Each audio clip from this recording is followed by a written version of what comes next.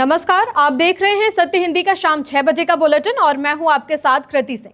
पश्चिम बंगाल में टीएमसी ने बगावत के शक में अपने ही 2 विधायकों को पार्टी से बाहर का रास्ता दिखा दिया। इससे पहले ममता बनर्जी की अहम बैठक से 80 में से 60 विधायक गायब रहे थे। इसके बाद कई सवाल भी उठ रहे थे। दूसरी ओर ममता बनर्जी अब धरने पर भी बैठने वाली हैं। उधर सोशल मीडिया से निकली कॉकरोच जनता पार्टी अब सड़क पर उतरने की तैयारी में है। इस बीच शिक्षा मंत्रालय के दफ्तर में लगी आग ने धुएं के गुबार के साथ साथ कई सवाल भी खड़े कर दिए हैं। इन्हीं खबरों पर इस बुलेटिन में बात करेंगे, लेकिन पहले नजर डालते हैं शाम की 5 बड़ी खबरों पर। बागियों के खिलाफ टीएमसी का एक्शन, 2 विधायकों को किया पार्टी से बाहर। शिक्षा मंत्री प्रधान के खिलाफ कॉकरोच पार्टी का प्रदर्शन, भारत आ रहे अभिजीत दीपके। ऑफलाइन मोड में ही होगी नीट परीक्षा, ऑनलाइन करने की मांग पर सुप्रीम कोर्ट का इनकार। शिक्षा मंत्रालय के दफ्तर में लगी आग, विपक्ष का दावा जल गए स्कैम के कागज। आज 1 जून को भी नहीं खुला सीबीएसई री इवैल्यूएशन पोर्टल, छात्रों की बढ़ी परेशानी। पश्चिम बंगाल में टीएमसी ने अपने ही 2 विधायकों सैंदीपन साहा और ऋतव्रत बनर्जी को पार्टी से बाहर कर दिया है। पार्टी का आरोप है कि ये दोनों विधायक पार्टी विरोधी गतिविधियां कर रहे थे। पार्टी की ओर से जारी आदेश में कहा गया है कि दोनों विधायकों ने कई बार पार्टी नेतृत्व की बैठकों में शामिल होने से परहेज किया और संगठन के खिलाफ गतिविधियों में शामिल रहे। इसके साथ ही उन पर ऐसे बयान देने और काम करने के भी आरोप लगे हैं जो पार्टी के हितों के खिलाफ थे। ये फैसला ऐसे समय में आया है जब राज्य विधानसभा में फर्जी सिग्नेचर विवाद को लेकर पहले से ही सियासी तनाव बना हुआ है। बताया जा रहा है कि इसी मामले से जुड़ी शिकायतों के बाद पार्टी नेतृत्व ने ये बड़ा कदम उठाया। पार्टी की तरफ से साफ कहा गया कि अनुशासनहीनता और संगठन विरोधी गतिविधियों को किसी भी कीमत पर बर्दाश्त नहीं किया जाएगा। ममता बनर्जी के घर बुलाई गई टीएमसी विधायकों की अहम बैठक में अधिकतर विधायक गायब रहे और ये बैठक शुरू ही नहीं हो पाई। पार्टी के कुल 80 विधायकों में से सिर्फ 20 विधायक ही वहां पर पहुंचे। करीब 3/4 विधायकों के गायब रहने से राजनीतिक गलियारों में चर्चाएं तेज हो गई हैं।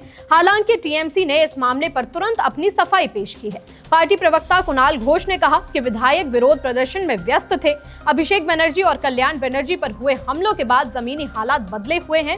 पार्टी ने अब शुभेंदु अधिकारी की बीजेपी सरकार के खिलाफ आंदोलन तेज करने का फैसला कर लिया है। इसके तहत सोमवार से ब्लॉक और वार्ड स्तर पर रैलियां निकाली जाएंगी। मंगलवार को खुद ममता बनर्जी कोलकाता में दिन भर के धरने पर बैठेंगी। अब तक सोशल मीडिया पर तूफान मचाने वाली कॉकरोच जनता पार्टी अब मैदान में उतरने वाली है। पार्टी के संस्थापक अभिजीत दीपके ने वीडियो जारी कर ऐलान किया कि वो 6 जून को भारत लौटकर दिल्ली के जंतर मंतर पर शांतिपूर्ण विरोध प्रदर्शन शुरू करेंगे और इस विरोध के पीछे सबसे बड़ी मांग है केंद्रीय शिक्षा मंत्री धर्मेंद्र प्रधान के इस्तीफे की।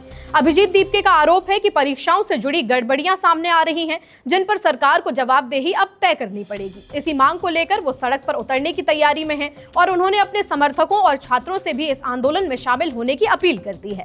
इंस्टाग्राम पर जारी वीडियो में दीपके ने कहा कि अब समय आ चुका है कि लोग संविधान के दायरे में रहते हुए शांतिपूर्ण तरीके से अपनी आवाज उठाएं। उन्होंने कहा कि अगर छात्र और युवा एकजुट होकर आवाज उठाएंगे तो सरकार को उनकी बात सुननी ही पड़ेगी। नीट यूजी परीक्षा को लेकर सुप्रीम कोर्ट ने उस याचिका को खारिज कर दिया है जिसमें परीक्षा को कंप्यूटर बेस्ड टेस्ट यानी ऑनलाइन मोड में कराने की मांग की गई थी। कोर्ट के इस फैसले के बाद अब 21 जून को होने वाली नीट यूजी री टेस्ट परीक्षा पहले की तरह ही पेन पेपर मोड यानी ओएमआर शीट पर आयोजित की जाएगी।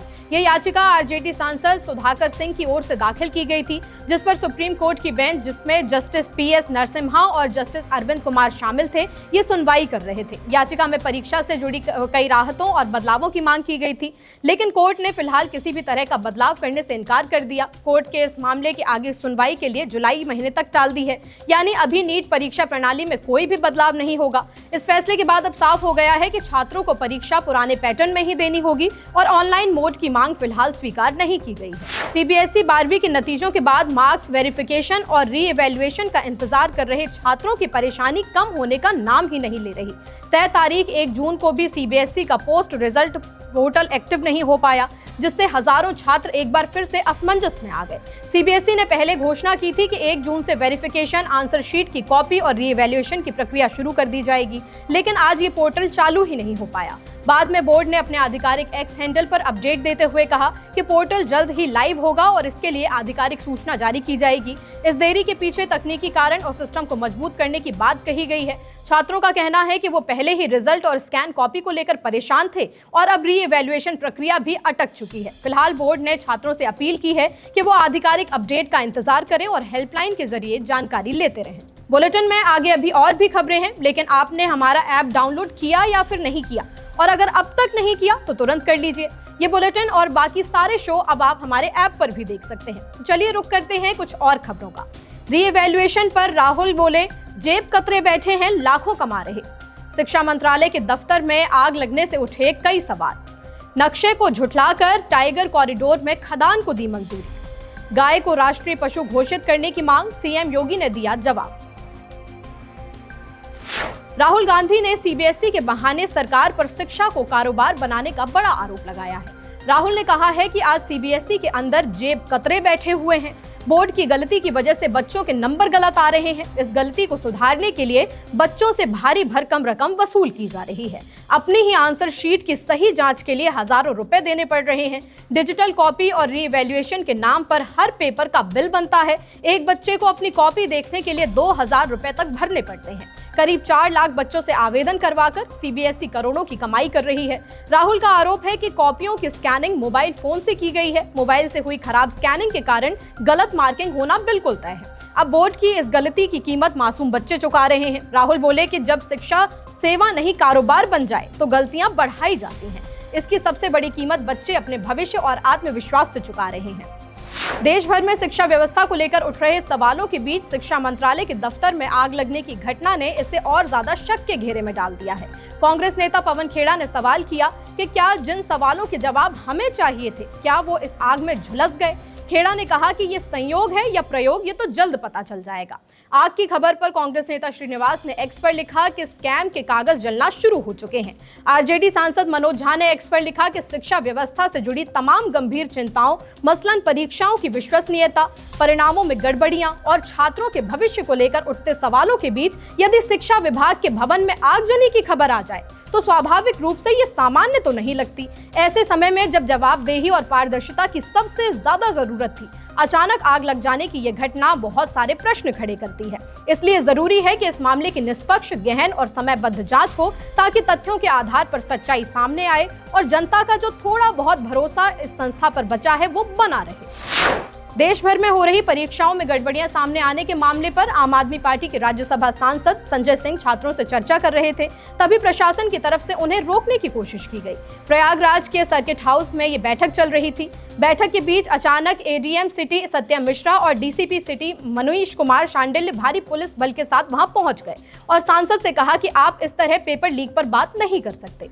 इस बात पर संजय सिंह भड़क गए और अधिकारियों से तीखी बहस शुरू हो गई। संजय सिंह ने साफ कहा कि जिस परीक्षा और पेपर लीक के मुद्दे पर चर्चा चल रही है, उसी परीक्षा को पास करके आप भी अधिकारी बने हैं और अब उसी मुद्दे पर चर्चा को रोकने के लिए आए हैं। उन्होंने कहा कि क्या वो कोई कानून व्यवस्था भंग कर रहे हैं जो उन्हें इस तरह रोका जा रहा है। सांसद ने यह भी कहा कि सर्किट हाउस कोई निजी संपत्ति तो नहीं है, ये जनता के पैसे से बना है और यहाँ पारदर्शी चर्चा होनी चाहिए।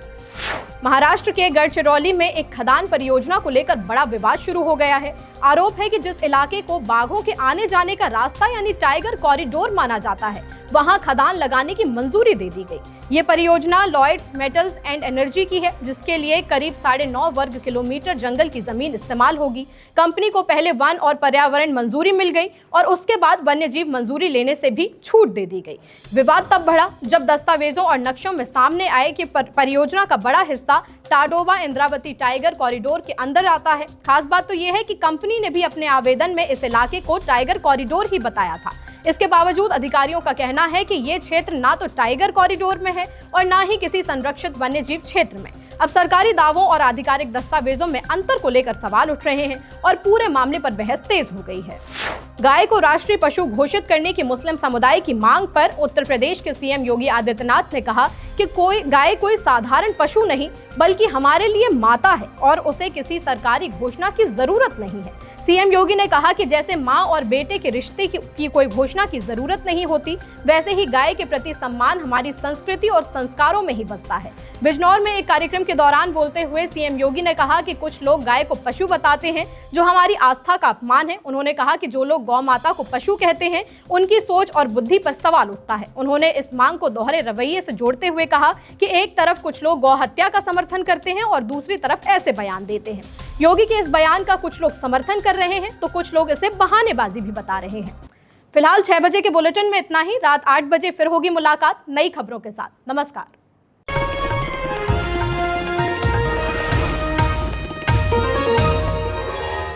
Copyright disclaimer under Section 107 of the Copyright Act 1976. Allowance is made for fair use for purposes such as criticism, comment, news reporting, scholarship, and research. Fair use is a use permitted by copyright statute that might otherwise be infringing.